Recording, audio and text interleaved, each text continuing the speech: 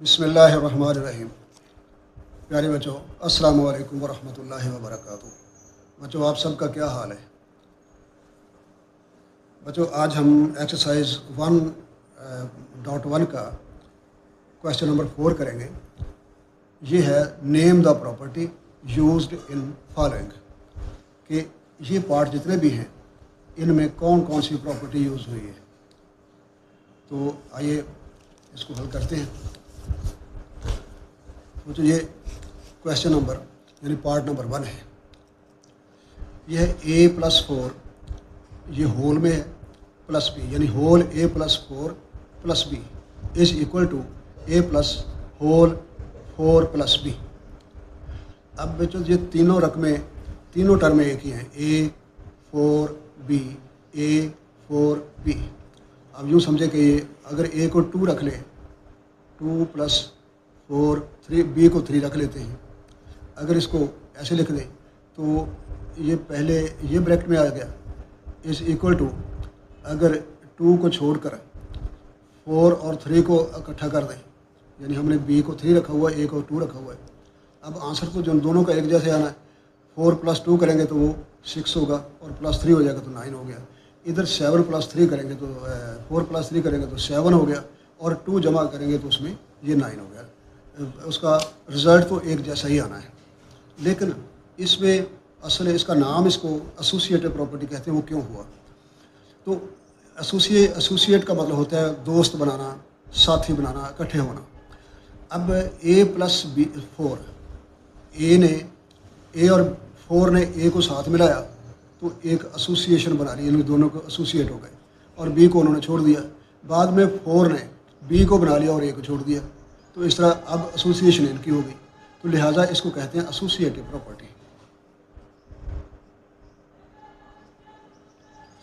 Associative property.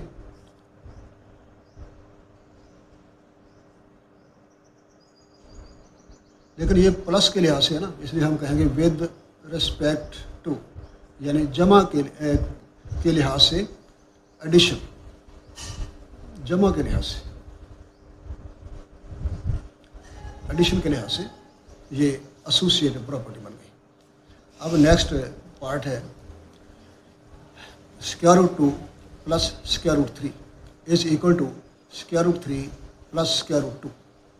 देखो भी, दोनों तरफ एक किस्म की टर्में हैं। इधर भी √2 है, इधर भी √2, इधर भी 3, इधर भी 3। अब दोनों ने जगह बदली है आपस में। जगह बदलने को ये लैटिन लफ्ज़ है, कम्यूट होना। कम्यूट का मतलब होता है जगह, तरतीब बदल लेना, जगह बदल लेना।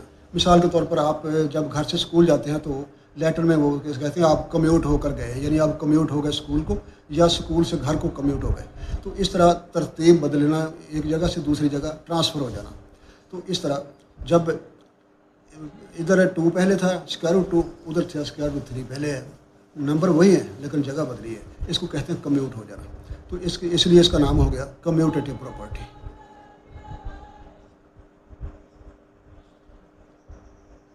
कम्यूटेटिव प्रॉपर्टी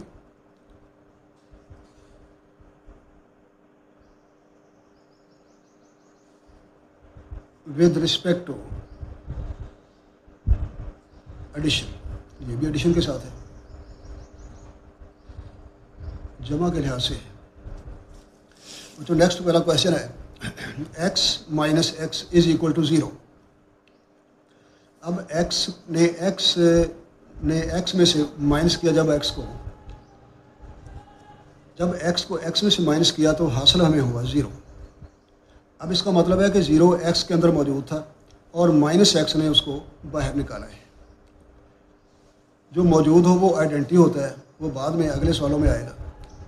तो यहाँ ये है कि अगर कोई नंबर किसी दूसरे नंबर में से 0 निकाल ले, वो उसका इन्वर्स हो जाता है, उसका उल्ट होता है। अब फ़र्ज़ किया कि यहाँ x की जगह 5 था, 5 में से 5 माइनस कर दें तो ज़ाहिर है कि 0 ही आएगा। या अगर पहले 5 रख लें, -5 रख लें, बाद में +5 कर लें, तब भी जब ये इस पर ऑपरेशन होगा तो ये 0 ही बनेगा। तो जिस भी नंबर ने दूसरे नंबर में से 0 को निकाला वो उसका इन्वर्स होता है। तो अब इसको हम लिखेंगे एडिटिव इन्वर्स।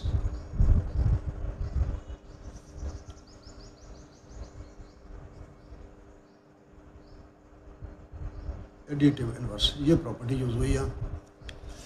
नेक्स्ट वाला क्वेश्चन है बच्चों कि a into B plus C, A into B plus C is equal to A B plus A C. बच्चों इसमें यह है कि b और c आपस में प्लस हो रहे हैं, ब्रैकेट के बाहर a है वो जो मल्टीप्लाई हो रहा है। तो जब ये ब्रैकेट के बाहर मल्टीप्लाई हो रहा हो तो अंदर वालों का, वो दोनों का एक कॉमन नंबर होता है। अब वो b का भी है और वो c का भी है। वो a को, जब इसको ब्रैकेट को हम ओपन करेंगे तो मल्टीप्लाई में ए बी को भी मिलेगा और ए सी को भी मिलेगा। वही ये हुआ कि ए बी को भी मिला मल्टीप्लाई के लिहाज से, और प्लस ये वाला प्लस यहाँ आ गया और ए सी को भी मिल गया। इसको कहते हैं डिस्ट्रीब्यूटिव प्रॉपर्टी। अब डिस्ट्रीब्यूट होना बच्चों, एक होता है डिवाइड होना, एक होता है डिस्ट्रीब्यूट होना। डिवाइड का मतलब होता है किसी चीज़ को हाफ हाफ करना, आधा आधा करना या बराबर हिस्सों में तकसीम करना। जबकि डिस्ट्रीब्यूट होता है कि देना ये भी होता है, ये भी तकसीम करना ही होता है, लेकिन ये बराबर बराबर होना ज़रूरी नहीं होता। इस तरह इसको डिस्ट्रीब्यूट करना कहते हैं कि ए बी को भी मिला, क्योंकि बी की कोई भी मिकदार हो सकती थी, सी की कोई भी वैल्यू हो सकती है, तो ए इसको भी मिलेगा और इसको भी मिलेगा। इसकी मिसाल यूँ समझ रहे कि अगर ए को हम 2 रख लेते हैं, बी को 3 रख लेते हैं, सी को 4 रख लेते हैं उधर, अब 2 जो है ना वो 3 को भी मिल गया, यानी बी को भी मिल गया, और 2 है वो 4 को भी जा मिला, मल्टीप्लाई हो गया। अब इसका आंसर 7 2 आएगा तो ये 14 हो जाएगा, और उसका आंसर 6 + 8 वो भी 14 हो जाएगा। इक्वल ही रहना है, तो इसको कहते हैं डिस्ट्रीब्यूटिव प्रॉपर्टी।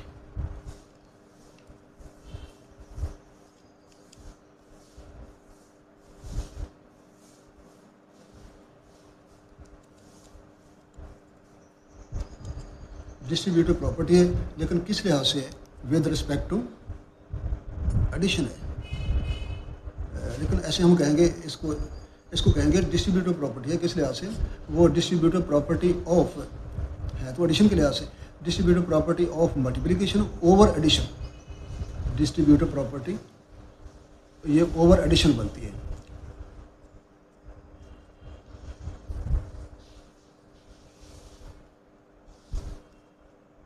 लेकिन किताब वाले ने इसको तफसील से नहीं लिखा, डिस्ट्रीब्यूटिव ही लिखा है, डिस्ट्रीब्यूटिव प्रॉपर्टी। हम इतना ही लिख लेते हैं डिस्ट्रीब्यूटिव प्रॉपर्टी।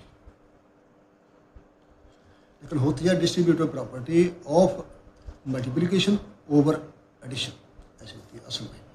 तो किताब वाले ने इतना ही लिखा तो हम भी वही लिख लेते हैं। तो जो उससे अगला पार्ट है 16 + 0। 16 + 0 इज इक्वल टू 16। अब बच्चों अगर 16 के साथ हम 0 शामिल इस तरह करते तो ये तो बहुत बड़ी 160 हो जाता, बहुत बड़ी रकम हो जाती। लेकिन हुआ ये है कि 16 के अंदर प्लस किया है 0, तो वो हासिल हो गया, वही दोबारा 16 आ गया। इसका मतलब 0 कहाँ गई? 0 16 के अंदर रच बस गई जाके, यानी उसके अंदर मर्ज हो गई है। तो यानी 0 ने अपना अमल भी कर लिया, एडिशन का अमल भी कर लिया, लेकिन 16 की आइडेंटिटी बरकरार रखी, यानी उसकी शनाख्त नहीं जाने दी। वो 16 था तो इधर भी 16 ही रहा, 0 ने उसकी आइडेंटिटी को बचा लिया। तो लिहाजा इसको कहते हैं आइडेंटिटी प्रॉपर्टी। और वो कैसी है, कौन सी वाली है? एडिटिव है। Additive identity.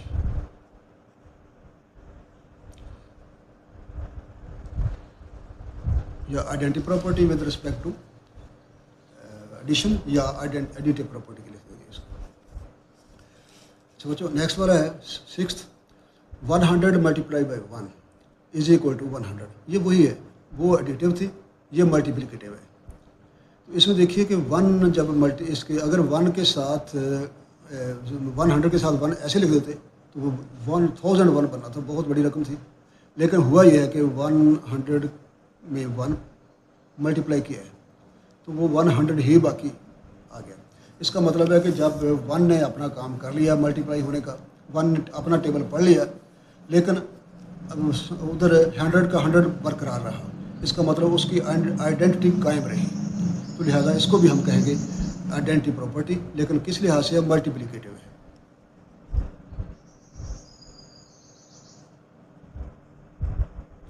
Multiplicative identity.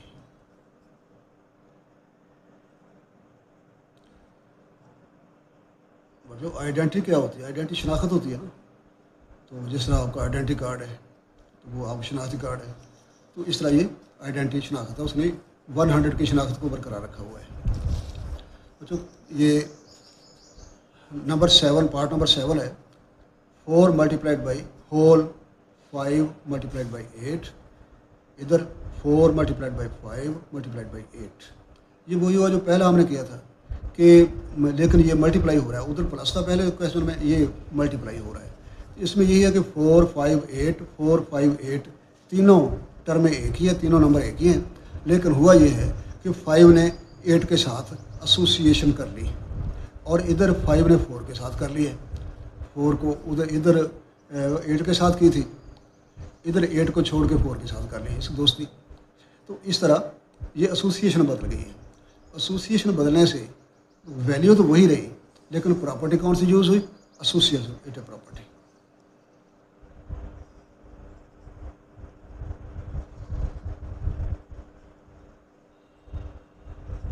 Associative property with respect to multiplication, ये मल्टीप्लिकेशन के साथ हुई है।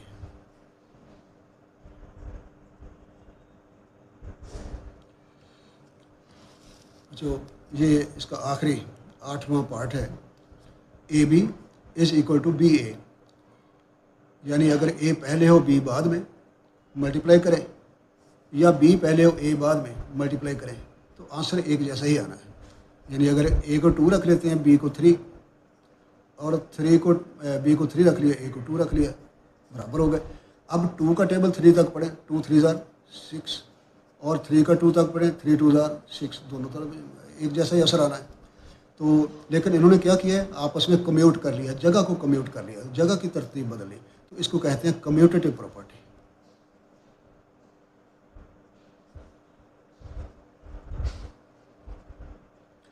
Commutative property with respect to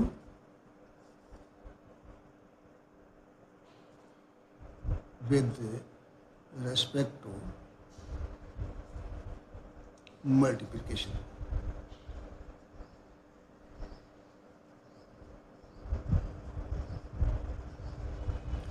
इसको आपने विद रिस्पेक्ट टू को आप ऐसा भी लिख सकते, छोटा करके विद रिस्पेक्ट। तो बच्चों ये हमारा क्वेश्चन नंबर 4 मुकम्मल हुआ। अब क्वेश्चन नंबर 5 करते हैं। तो बच्चों क्वेश्चन नंबर 5 में ये भी क्वेश्चन वही है, name the property, name the property used in the following. इस सवाल में जो प्रॉपर्टी यूज हुई है हमने उसका नेम देना, नाम रखना कि कौन सी प्रॉपर्टी यूज हुई है। तो देखिए क्वेश्चन नंबर 1 है कि -3 is less then -1 implies that 0 is less then 2। तो बच्चों ये ऑर्डर प्रॉपर्टीज़ कहलाती हैं। ऑर्डर का मतलब होता है तरतीब देना, तरतीब देना। इसको इन इक्वालिटी भी कहते हैं, इन इक्वालिटी प्रॉपर्टी यानी ना बराबरी की प्रॉपर्टी, लेकिन इनको ऑर्डर प्रॉपर्टी भी कहते हैं। ऑर्डर का मतलब है कि किसी चीज़ की तरतीब देना, ऑर्डर देना उसको, कि कौन सा छोटा कौन सा बड़ा, छोटे और बड़े होने का ये ऑर्डर है, तरतीब है। तो ये लिखा है कि -3 is less then -1 implies that 0 is less then 2।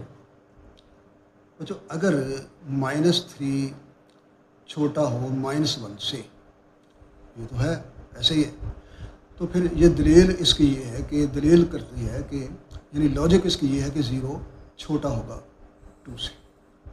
इसको आप यूँ समझ रहे कि आप बाहर निकले तो देखा कि इमारतें, बाज़ार और गलियाँ गीली थी, पानी खड़ा था, तो उससे आप एक रिज़ल्ट निकालते हैं कि आज बारिश हुई है। रिज़ल्ट ये निकला कि बारिश हुई है। तो अब यही है उसकी दलील ये बन गई कि बारिश हुई है, इसलिए ये सब कुछ हुआ। इसी तरह ये है कि -3 इज़ लेस देन -1, -3 -1 से छोटा होता है। दलील ये है कि 0 2 से छोटा है। इसको हम साबित करके देना है। अब बच्चों अगर -3 के अंदर के में +4 कर लें, +3 कर लें, और उसी तरह -1 के साथ भी +3 कर दें। अब गौर कीजिए कि ये -3 और +3 मिलकर 0 हो जाएगा ना, और -1 और +3 ये प्लस का 2 बचेगा इधर, तो वो छोटा ही निकला ना, फिर साबित हो गया ना। तो ये है, इसको कहते हैं देंगे एडिटिव प्रॉपर्टी, यानी ये ऑर्डर की एडिटिव प्रॉपर्टी है।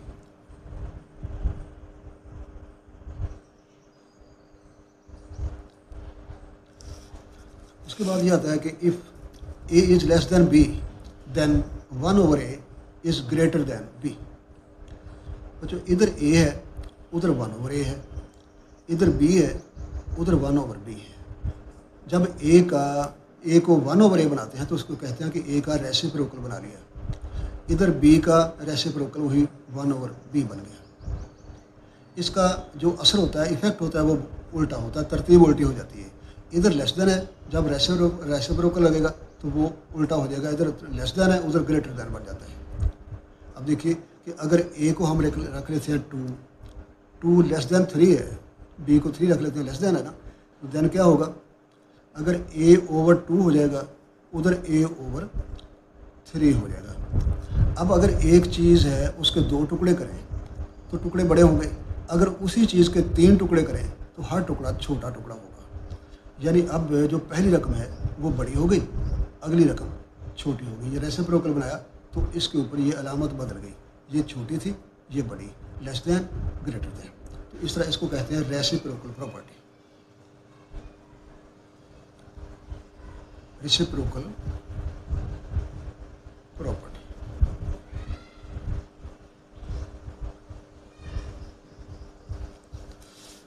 तो नेक्स्ट वाला क्वेश्चन है, if a is less than b then a plus c is less than b plus c। अच्छा, इसको यूँ समझ लेते हैं कि अगर हम a को 2 रख लेते हैं, b को 3 रख लेते हैं, तो ज़ाहिर है कि 2 जो है 3 से छोटा ही है। देन अगर a 2 है, b वही 3 है, तो ना c है, c अगर 4 रख लें, a 2 है, b 3 है और c को 4 रख लेते हैं, 4 प्लस किया, इधर 3 के साथ 4 प्लस किया क्योंकि b 3 थी। अब इनको जब प्लस किया तो ये 6 निकला, और इनको प्लस नहीं किया तो 7 निकला। तो इसी तरह ये 6 छोटा ही रहा ना, इधर से ये छोटा ही रहा। तो ये है कि अगर 2 छोटा है 3 से, उसमें एक जैसी रकम जमा की, यानी सी उसमें भी सी जमा कर दिया, उसमें भी सी जमा कर दिया, तो फिर जो हासिल हो गए वो पहला जो ऑर्डर में तरतीब में पहली रकम थी वो छोटी रहेगी, दूसरी रकम बड़ी हो जाएगी। तो इसको कहते हैं, इसको एडिटिव प्रॉपर्टी कहेंगे कि जमा करने से ये कुछ हासिल हुआ।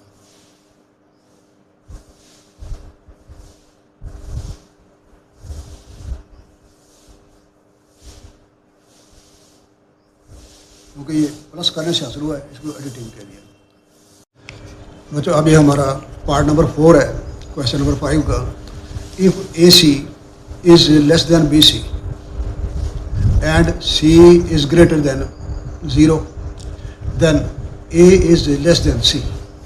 इसका मतलब है कि अगर ए को सी के साथ मल्टीप्लाई करें और बी को भी सी के साथ मल्टीप्लाई करें, अगर ये साइड इस साइड से छोटी हो, लेकिन शर्त ये है, इन सवालों में मल्टीप्लिकेशन में ना ये शर्त जो है वो अहम किरदार ये इसका होता है, अगर सी बड़ा हो 0 से तो फिर उसकी दलील में इधर भी वही यानी सूरत हाल रहनी, वही तरतीब रहनी है कि ए ने सी से छोटा ही रहना है।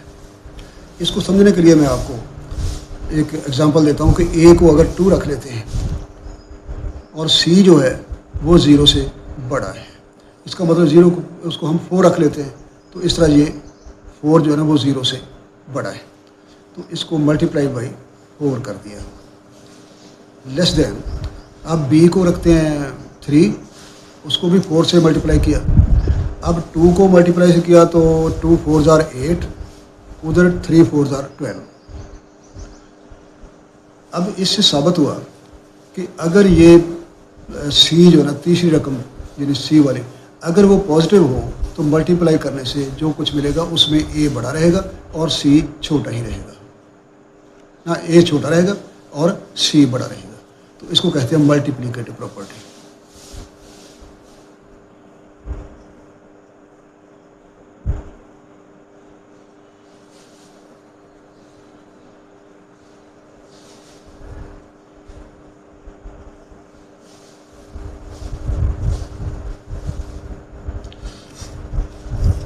तो जो नेक्स्ट है, if A C is less than B C then and C is less than 0, यहाँ एक ये शर्त बदल गई है, then A is greater than C. इसमें जो ये है कि बात उसी तरह है लेकिन शर्त के बदलने से तरतीब बदल गई। अब देखिए कि अगर ए को 2 रख लेते हैं और सी चूँकि छोटा है 0 से, उसको हम -4 रख लेते हैं क्योंकि 0 से छोटे माइनस होते हैं, उसको -4 रख लेते हैं। तो इसको पहले हम इसको -4 इधर रखते हैं बाद में। ये पहली शर्त वही है, ये वाली ऊपर वाली पहली शर्त है, ये बदली जाके। तो इसको हमने 4 ही रख लिया, इसको सी को 4 रख लिया और बी को 3 रखा तो सी को 4 ही रख लिया। अब इसका रिजल्ट 8 आना है, इसका रिजल्ट 12 आना है, तो ये छोटा ही है, ये छोटा है। लेकिन अगर सी को हम +4 नहीं रखते, -4 रखते हैं, ऐसी सूरत में क्या होगा कि 2 को जब -4 से मल्टीप्लाई करेंगे और इसी तरह 3 को भी -4 से मल्टीप्लाई करेंगे, अब ये -8 हो जाएगा और ये -12 हो जाएगा। अब देखो इसकी तरतीब बदल गई, इधर इधर लेस देन था, इधर अब ग्रेटर देन हो गया, क्योंकि -8 जितनी रकम बड़ी होगी, माइनस वाली जितनी रकम बड़ी होगी उतनी ही उसकी वैल्यू छोटी होती है।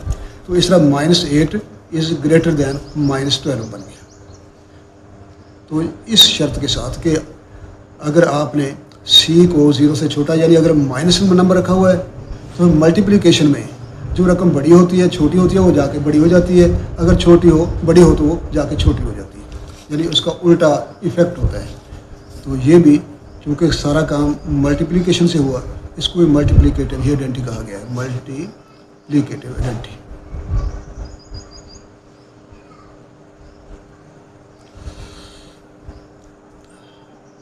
सॉरी आइडेंटिटी नहीं, मल्टीप्लिकेटिव प्रॉपर्टी।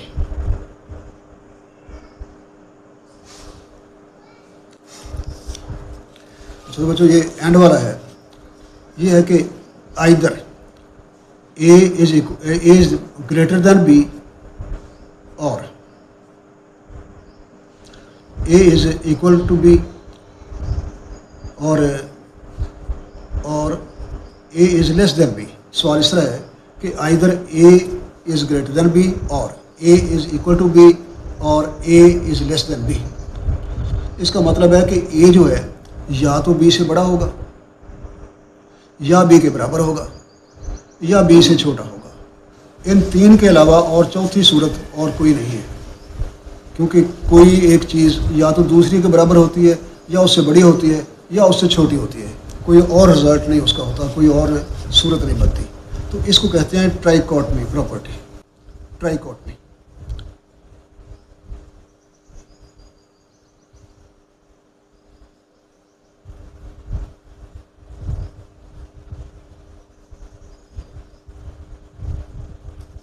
ट्राइकोटमी प्रॉपर्टी। तो प्यारे बच्चों, हमारा ये क्वेश्चन नंबर 5 भी मुकम्मल हुआ।